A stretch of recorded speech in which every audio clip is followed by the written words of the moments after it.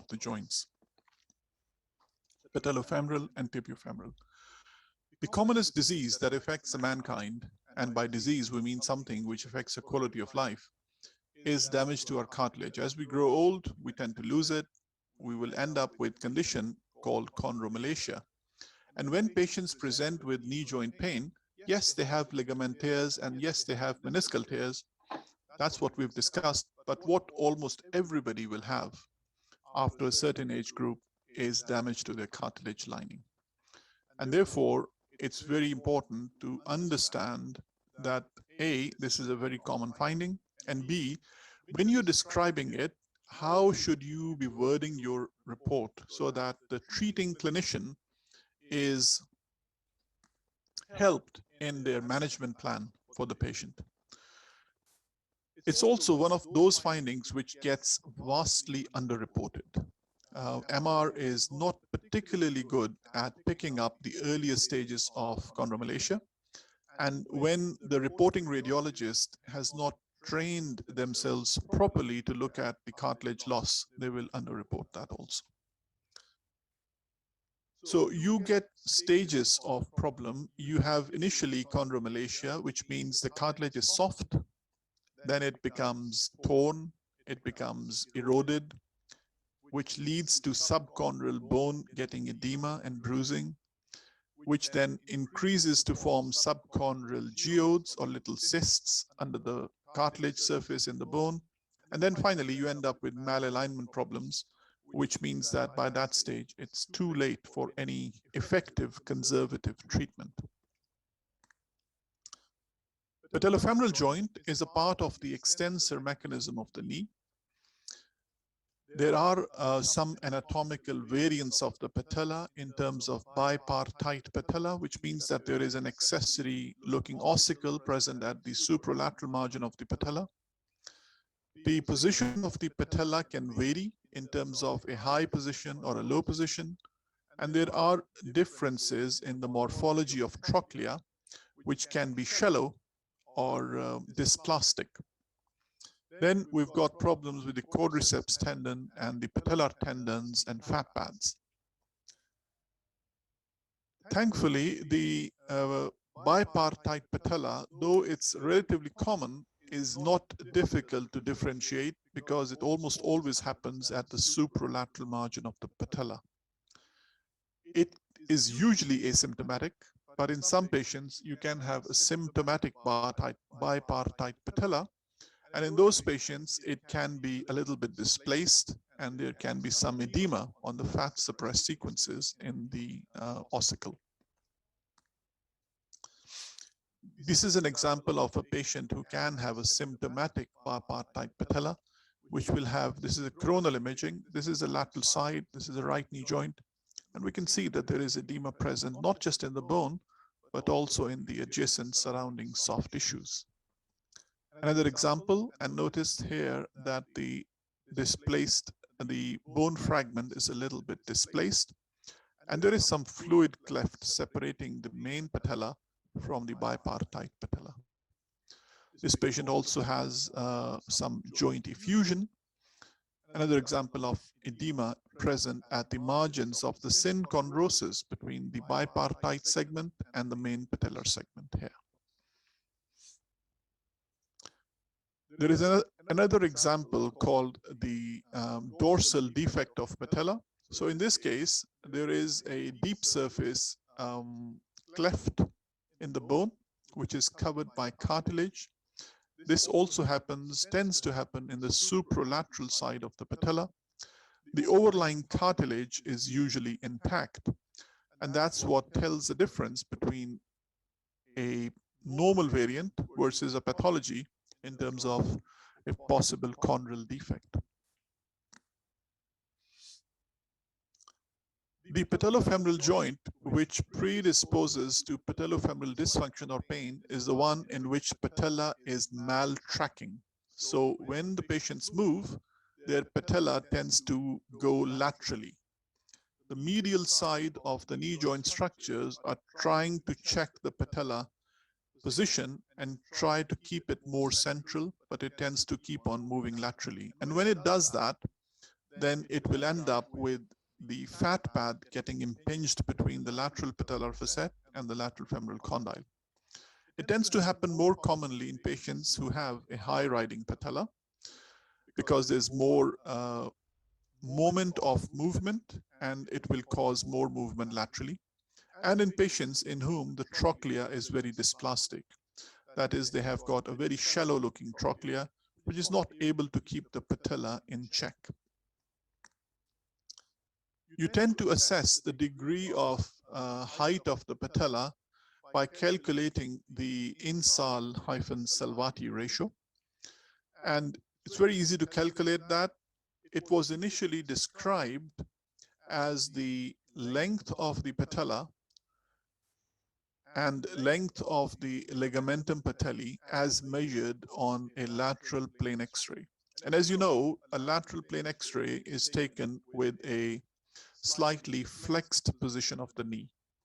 Most knee joint MRI scans are performed when the knee joint is fully extended. It should be performed with a slightly flexed position, but the reading still correlates well with the Insal-Salvati ratio.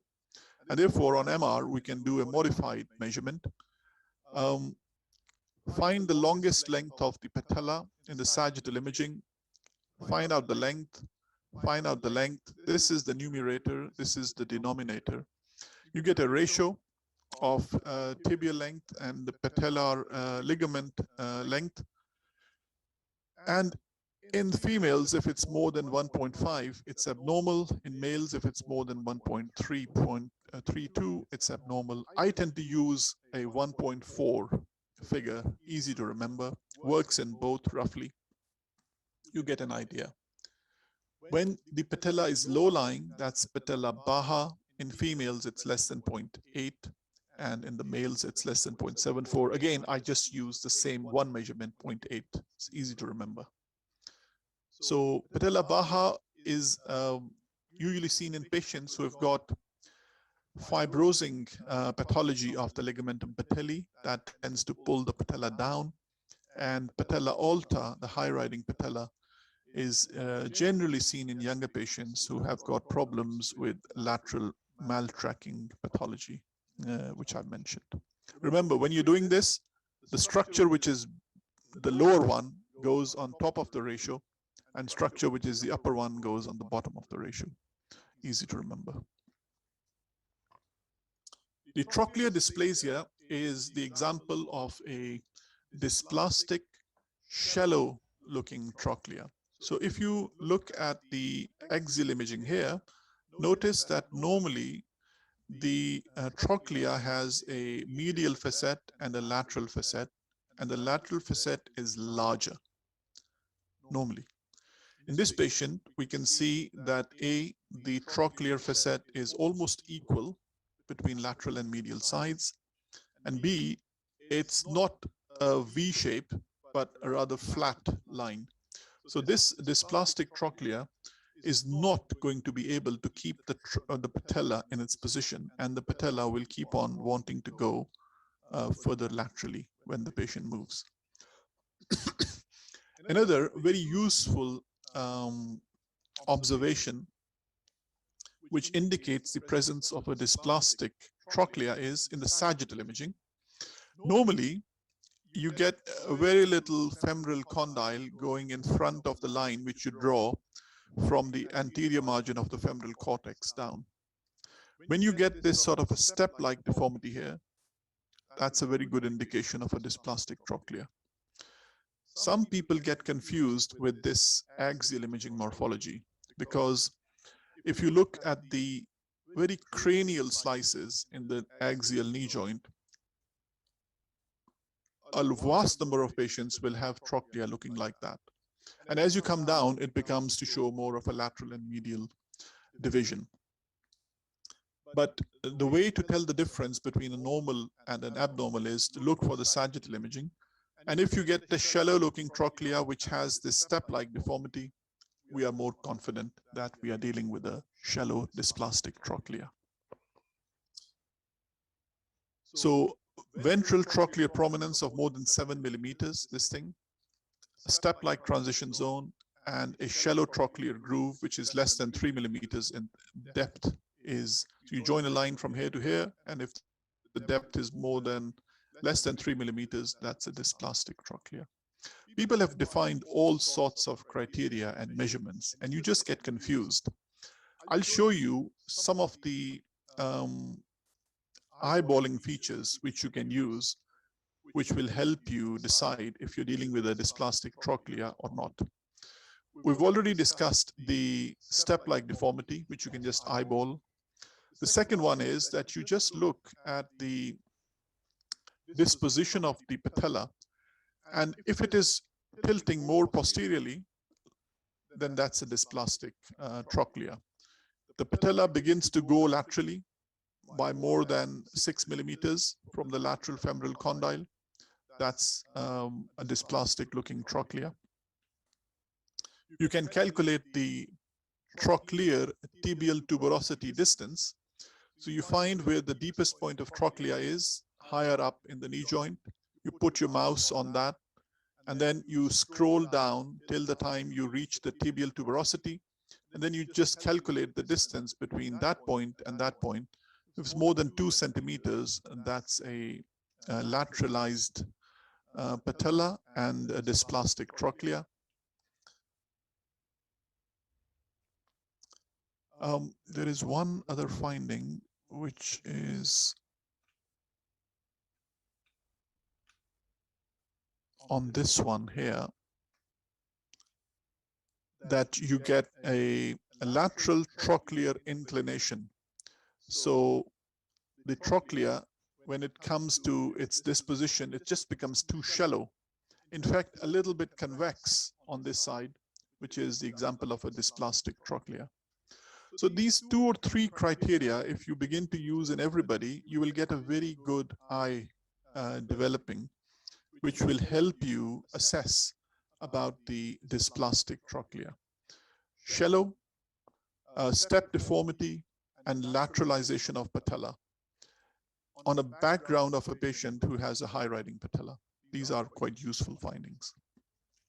And then the trochlear tibial tuberosity distance is also quite an easy one to remember and practically use. When you're assessing for ligamentum patelli, remember that this structure, particularly close to its attachment to the lower pole of patella, is subject to magic angle artifact. This you will see in short TE sequences, the proton densities and the gradient echo, if you're still using it. Do not confuse that with tendinopathy. The patellofemoral joint pathology is relatively common because you will end up with chondromalacia and osteochondral defects.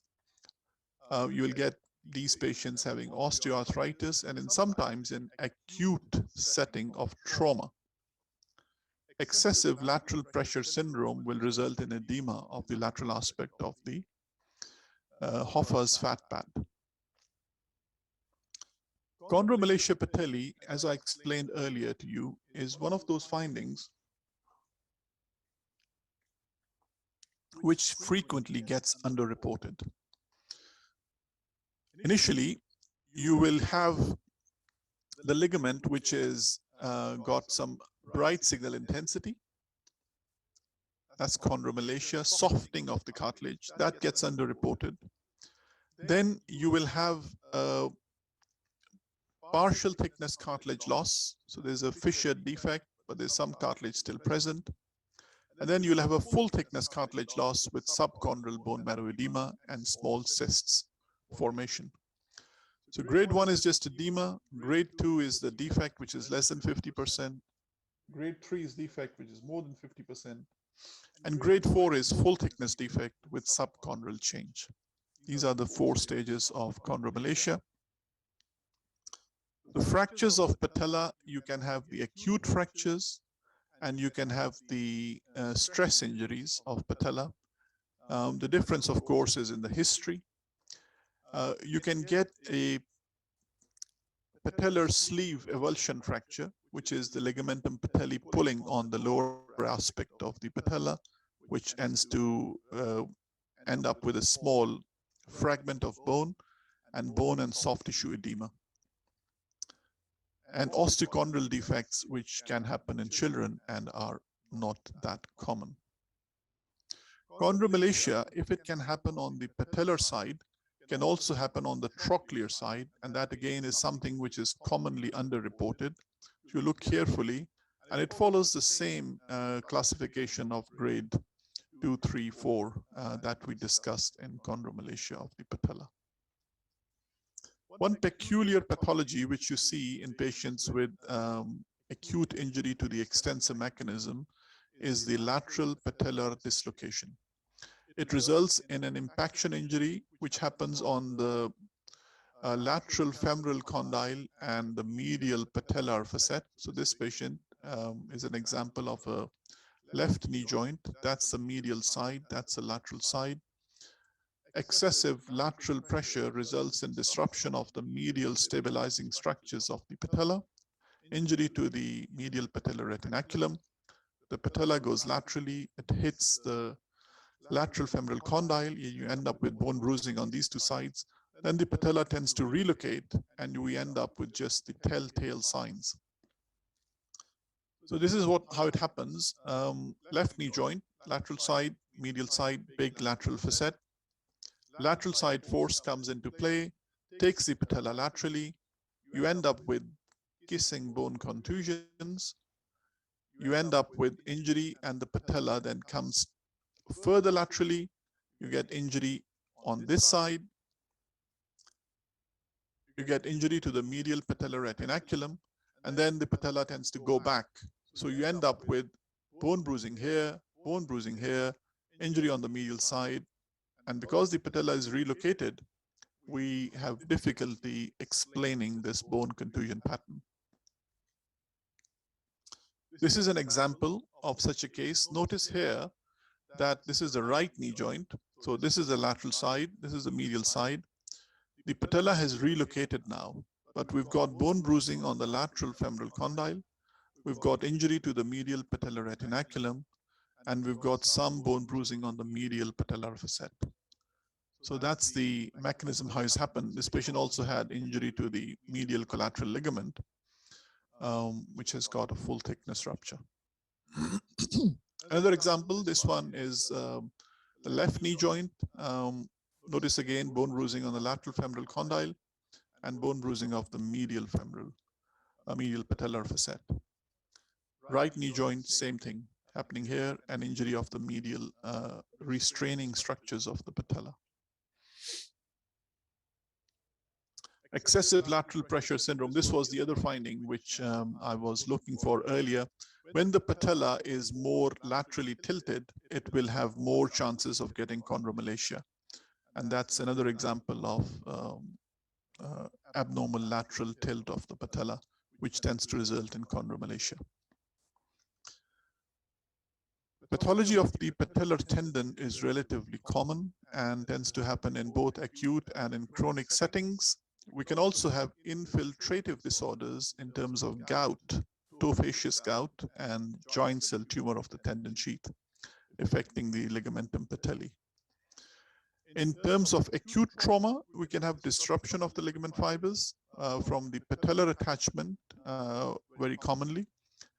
In the mid-substance, relatively less commonly, and tibial tuberosity avulsion with a bone fragment present on the deep surface.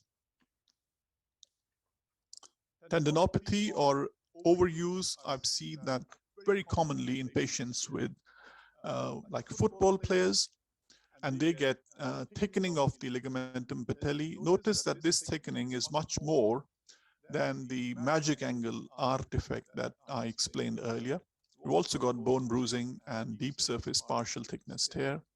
And these ligament injuries can respond favorably to injections of platelet-rich plasma. The tendinopathy can be quite diffuse, limiting to distal half or the whole length of the ligamentum patelli, and you can end up with delamination tears. There are 3 different examples, and you've got proximal, distal, and diffuse entire length of ligamentum patelli, showing the effects of trauma and tendinopathy. In terms of chronic cases, the syndrome is called Sinding-Larsen-Johansen's disease. That's the chronic avulsion injury of the proximal tendon bone junction.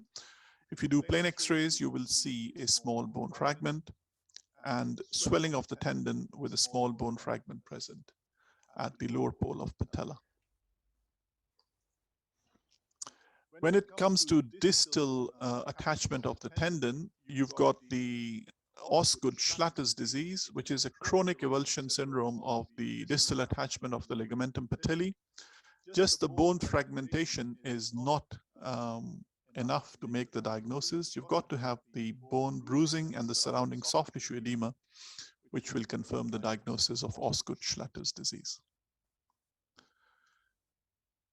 The patients who have got a high riding patella and have a tendency of lateral patellar subluxation can end up with bone soft tissue edema affecting the lateral Hoffer's fat pad. And these patients have the chronic impingement of the fat pad secondary to patellar maltracking. And we can see this on both sagittal and on axial imaging. This is a more obvious example of Hoffer's fat pad impingement. Sagittal imaging, lateral side shows edema of the fat pad. Axial imaging shows that the lateral side of fat pad has got a significant degree of edema, and the same finding in the coronal imaging. So a wide variety of pathologies affect the extensor mechanism. Remember that there can be patellar tumors like chondroblastomas and giant cell tumors. We can have infections in terms of osteomyelitis and TB, and inflammatory arthropathy and enthesopathies. Extensor mechanism injuries tend to occur in extended and in locked knees. There can be a marked impaction anteriorly with marrow edema of the contiguous surfaces. The soft tissue injuries on opposite sides, and posteromedial and posterolateral corner injuries. The flexion injuries are less extensive bone bruising. We've got ligamentous disruption, shearing and rotation injuries, non-contiguous bone marrow edema, and tap and twisted mechanisms. Dislocation of the knee is relatively less common, but we still see it. There are strong ligaments, but there are stronger forces around. So we have seen examples of very severe ligamentous and capsular damage, with popliteal artery injury happening in almost a fourth to half of the patients. Anterior dislocation is most common, which happens to happen in hyperextension mechanism of injury, with tearing of the posterior capsule and of the PCL. So here is an example. You can see that the lateral X-ray shows that the tibia is significantly anterior and the femur is at the back. In the coronal imaging, there is a coronal plane malalignment with avulsion bone fragments, very severe trauma. And of course, in these patients, you worry about possibility of injury to the popliteal artery, which is at risk here. In knee joint dislocation, you will have bizarre patterns of bone bruising and soft tissue injury affecting both lateral and medial sides. Very extensive injury to the posterior aspect of the knee joint soft tissues. Imagine what is happening to all the neurovascular bundle present here, with disruption of the ligaments, bone bruising, and significant soft tissue trauma. This injury, although I've said that it's not common, but it does happen. And I've seen examples of it not uncommonly, showing multiple ligamentous traumas and surrounding soft tissue injuries. So what I've done in this quite exhaustive roundup of knee MR is that we have seen the tale of two structures, the two menisci, the two cruciates, the two collaterals, and the two joints. You've got to have a systematic approach so that you do not miss anything. And the more cases that you see, the more strength you will get in your diagnosis. I'm going to stop here, and the next phase is that I've got about half an hour in which I'm going to show you some cases. These are live cases, and I'll just show you how I report them and what pathologies, some of the pathologies we've seen. I'm going to share them in the case format with you. So just bear with me. Let me stop sharing, and I'll bring up the cases.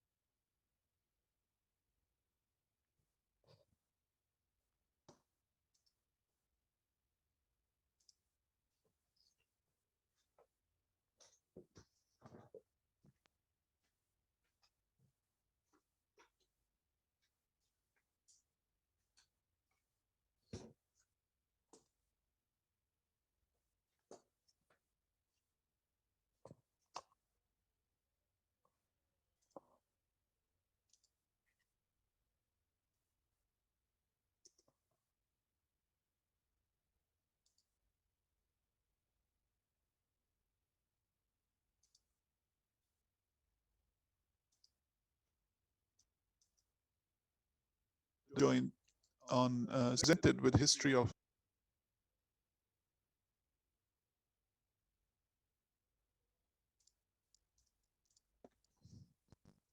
you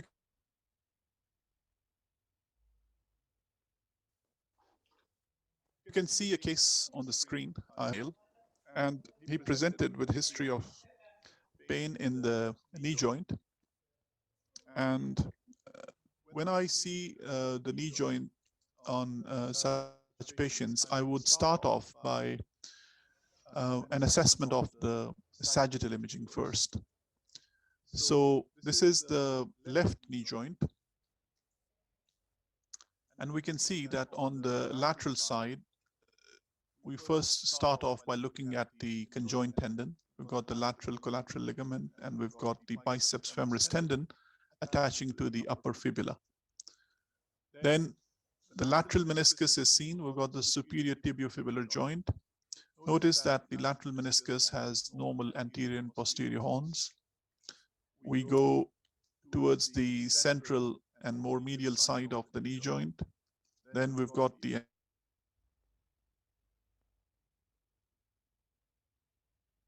anterior cruciate ligament, and we've got the posterior cruciate ligament, right, starting there.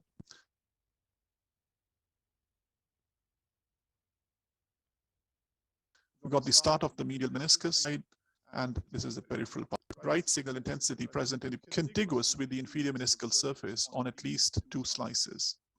So that's the 2 slice touch rule, which has been fulfilled here. So we know that that's a 96% accuracy in terms of confidence of diagnosing a meniscal tear. And then as we come further towards the intercondylar notch, the bright signal intensity continues to involve the posterior root attachment of the medial meniscus. So we go to the coronal imaging now, and notice that's the lateral side, that's the medial side. The bright signal intensity is continuous in the attachment site of the posterior root. And this one image is the most important image in any knee joint assessment, because that allows you to assess the posterior root of medial meniscus, which has a tear in it. Plus the degenerative horizontal cleavage tear is communicating with the inferior meniscal surface in both the coronal and in sagittal imaging. So extensive tear of the medial meniscus. Then while you are on the coronal imaging, notice that the medial collateral ligament is markedly swollen.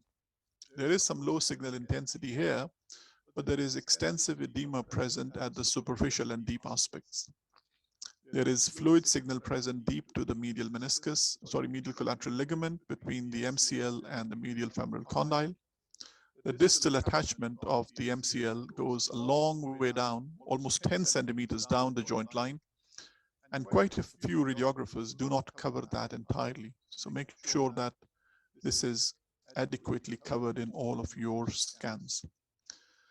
We're happy that there is no tear of the lateral meniscus. We've got a contusion of the medial collateral ligament, femoral attachment. We've got a medial meniscal tear. Then the anterior cruciate ligament is nicely seen in the coronal imaging. The PCL on the medial side is seen in the coronal imaging. Iliotibial band anteriorly is okay. Posteriorly, the lateral collateral ligament is fine. We've got the popliteus tendon here with the popliteo-fibular ligament at the posterolateral aspect of the knee. Then we look at the axial imaging. Extensive soft tissue edema on the medial side. So there has been injury to the medial patellar retinaculum.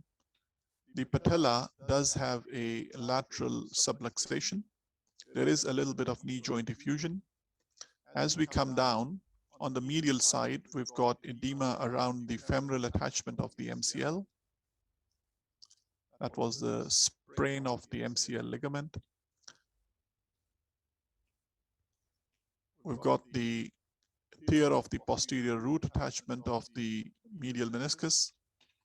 And in the axial imaging, we also see that there is cartilage irregularity present on the lateral patellar facet, chondromalacia. And the trochlea is dysplastic, a little bit.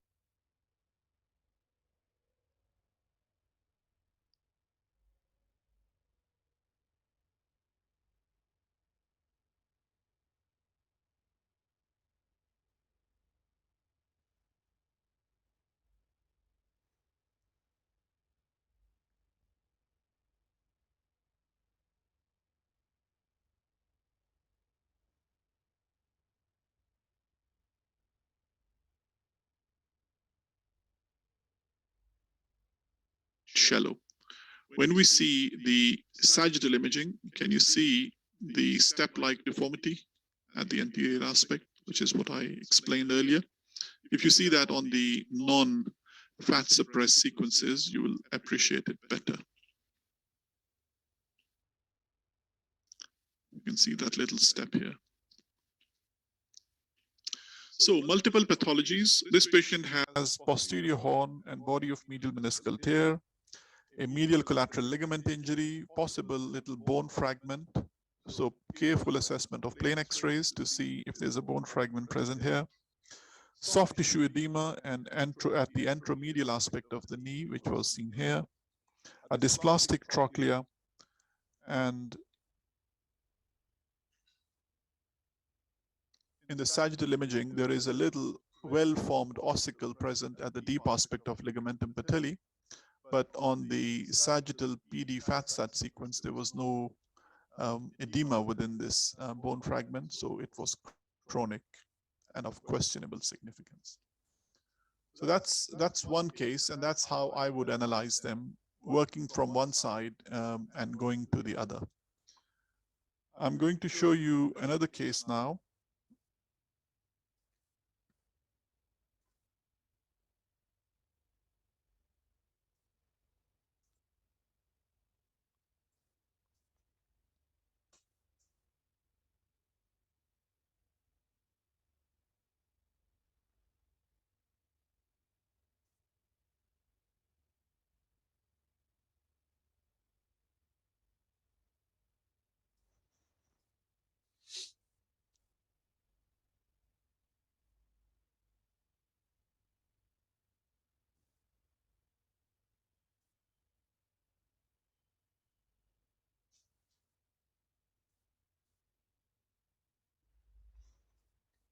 So this is a 27 years old male, and he was complaining of bilateral knee pain for the last 5 weeks.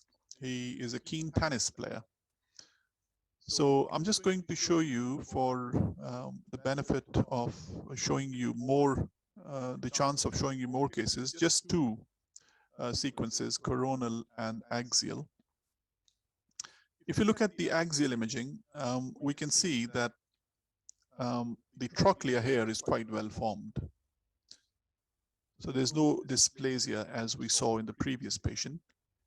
No chondromalacia is seen. The cartilage is quite thick and of uniform signal intensity. As we come down, can you notice this oblique shaped meniscal tissue, which goes like that? So that's the lateral side. That's the posterior horn of lateral meniscus. And there is a ligament connecting that with the anterior horn of medial meniscus. Follow that on the coronal imaging. That's the lateral side. That's the medial side. So anterior horn of medial meniscus.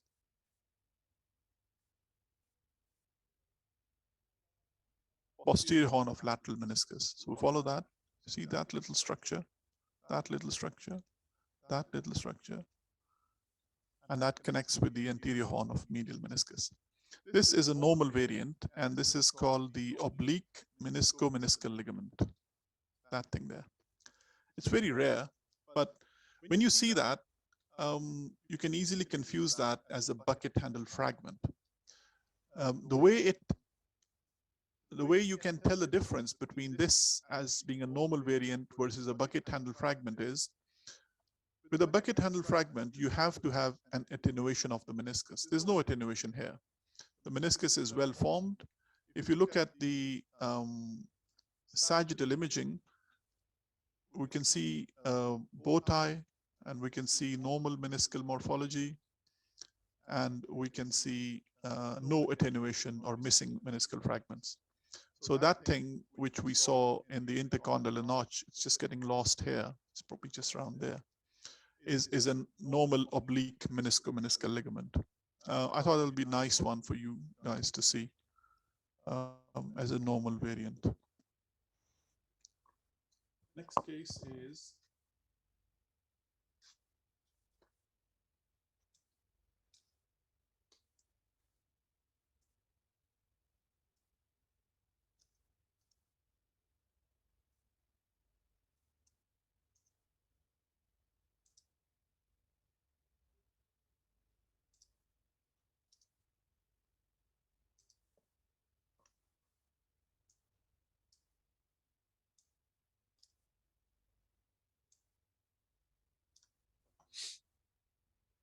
if you look here, this is right knee joint.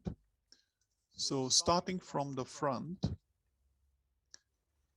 medial side,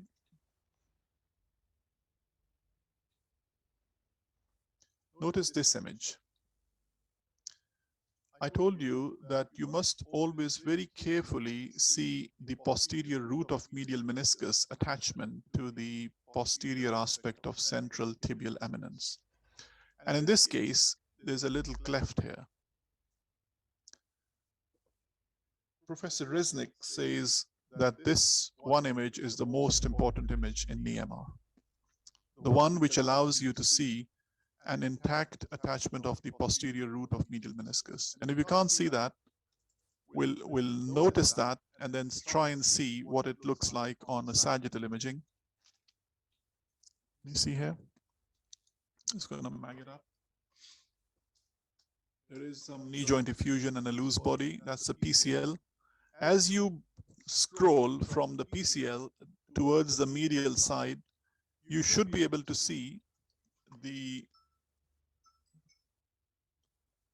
posterior root of medial meniscus in everybody.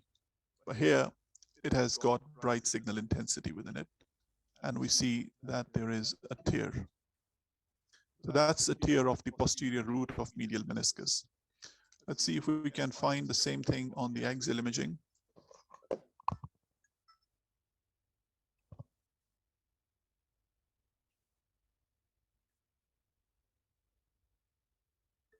And that's it there. in the axial imaging, we can see that we're exactly triangulating that on this. And normally there should be a meniscal tissue here. We've got bright signal intensity, plus there's fluid at the back as well. There is some ganglion cyst formation at the back. So there's a tear of the posterior root of the medial meniscus. That's very important finding. So please see that carefully in all of your patients. Once you've got the posterior root of the medial meniscus torn, then the body of medial meniscus will get extruded more medially. And you'll have multiple other findings. Like in this case, you've got these two loose bodies in the knee joint. There is thickening of and scarring of the medial half, proximal half of the medial collateral ligament. So the more you begin to see, the more pathologies you will pick up. But I wanted you all to see this very important finding in this patient. So please try and see that in everybody.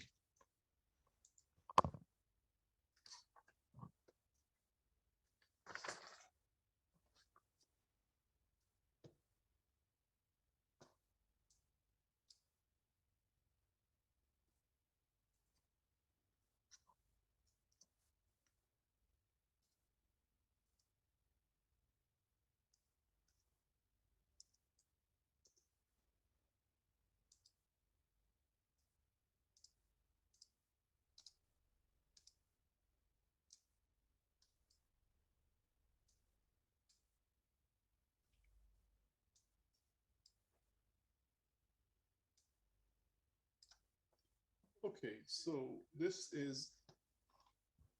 patient is a 40 years old male patient. He has got history of 1 year history of knee joint pain. And he says that the knee can go out. These are patient's own words. So we're going to see what the examination shows. We'll start with the sagittal. This was a left knee joint. So we're starting from the medial side. We've got the pes and serinus tendons on the medial side. So there's a little bit of fluid present along the tendons. There is bright signal intensity in the posterior horn of medial meniscus. And we can see it's an oblique and irregular shaped configuration of a tear, which communicates with at least 2 slices, contiguous slices, 3, 4 slices. So there's a complex shaped tear of the posterior horn of medial meniscus. As we come towards the posterior root, notice that this posterior root is normal. We've got the PCL, and on the same slice or on the very next slice, we've got an intact posterior root. Compare that with the patient I just showed you earlier in the coronal imaging, and you can see that the posterior root is intact here. It's a little bit bright, but you've got a much more meniscal tissue getting attached as compared to what you saw in the previous patient. And again, we can see the same tear going all the way. You've got a bit of a longitudinal configuration dividing the meniscal tissue between lateral and medial sides. And then you've got a bit of a more horizontal oblique configuration dividing the meniscus into upper and a lower half. So you've got a bit of both. You've got a bit of a longitudinal tear and a bit of a horizontal cleavage type tear in this 40 years old male patient. Going back to the sagittal to confirm what we saw, on the medial side, we've got normal ACL, we've got normal PCL. The line drawn here touches the femur, doesn't go up and up like that we saw in the earlier case. Then we've got an intact and normal looking lateral meniscus, normal conjoint tendon and collateral ligament.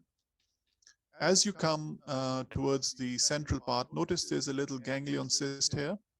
And what I showed you earlier, that the anterior horn of lateral meniscus can be a bit feathery, like you see here. That's normal, because it's got fibers of ACL interdigitating with it.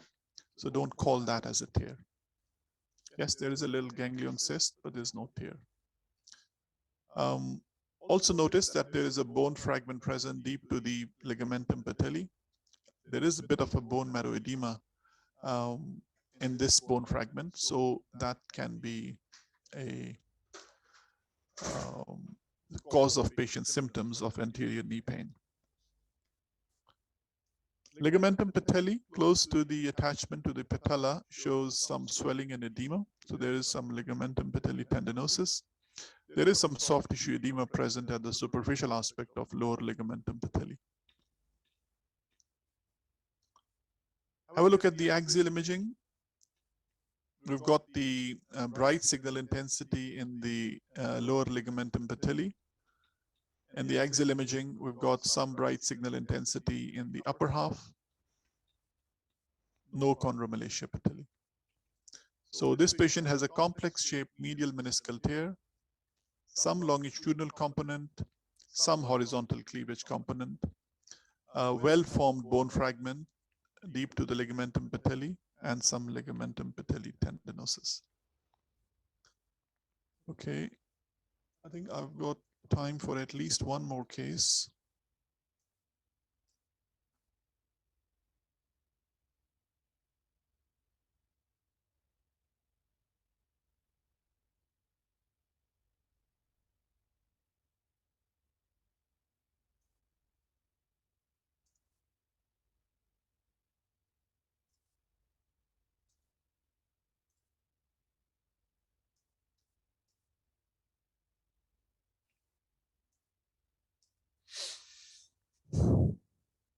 So this patient is a 35 years old male patient, complains of general discomfort for the last 1 to 2 years.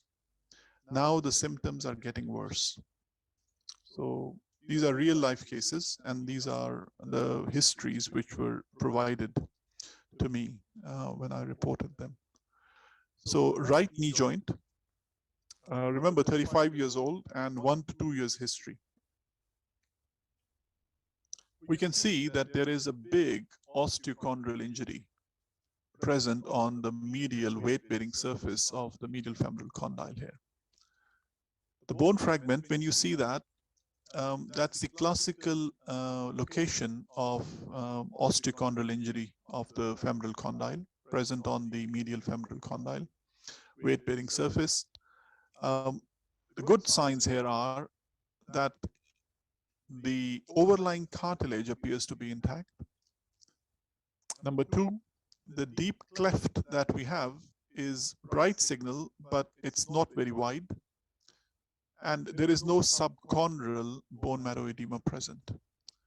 If you look at the non-fat suppressed sequences, notice that this lesion of loose body of the cartilage has got a very low signal intensity.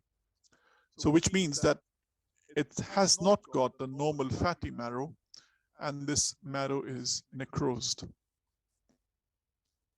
Because he's quite old, he must have developed this when he was younger, and he's been carrying on with it. Therefore, the osteochondral injury has become showing signs of necrosis, but at least it is stable.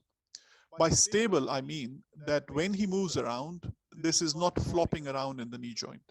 It's still holding in its place, but this is not normal, and he would need some sort of a surgical repair.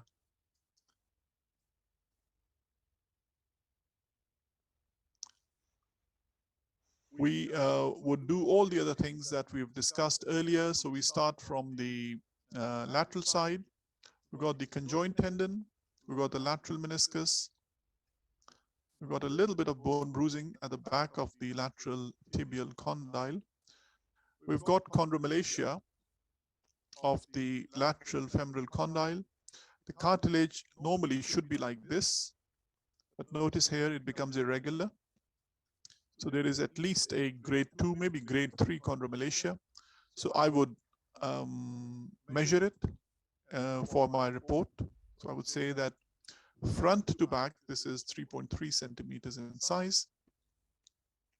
Again, notice the feathery look of the anterior horn of lateral meniscus. We've got the normal cruciate ligaments. We've got the posterior root of the medial meniscus here. We've got a little ganglion cyst present at the back of the posterior horn of the medial meniscus. We've got the osteochondral defect we saw earlier. There's no medial meniscal tear. Another thing to note is that he's got the step-like deformity. So we will have a look at the axial imaging to look for the dysplastic trochlea. We've got knee joint effusion. Quadriceps tendon and ligamentum patelli look okay. So have a look at the axial imaging now to see if the trochlea looks dysplastic to us.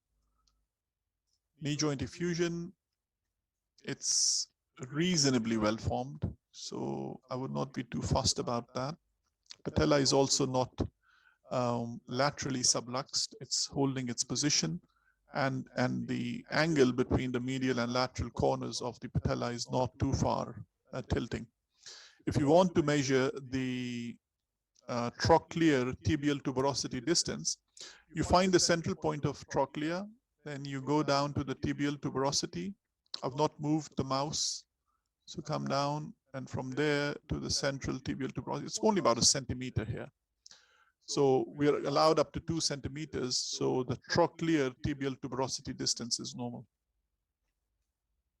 So in summary, we've got that big osteochondral injury present on the weight-bearing surface of the medial femoral condyle, which looks stable but has necrosis. Then we've got the knee joint effusion and synovitis, and we have got ganglion cysts present behind the medial meniscus posterior horn, and we've got chondromalacia of the lateral femoral condyle, which we saw just on that side. Okay, Sir Sami, am I okay to carry on, or you want Dr. Barber to take over the Viva bit? Yes, I think thank you very much. I think that was brilliant. So Babar will take 2 candidates. So I think we'll go with Babar now.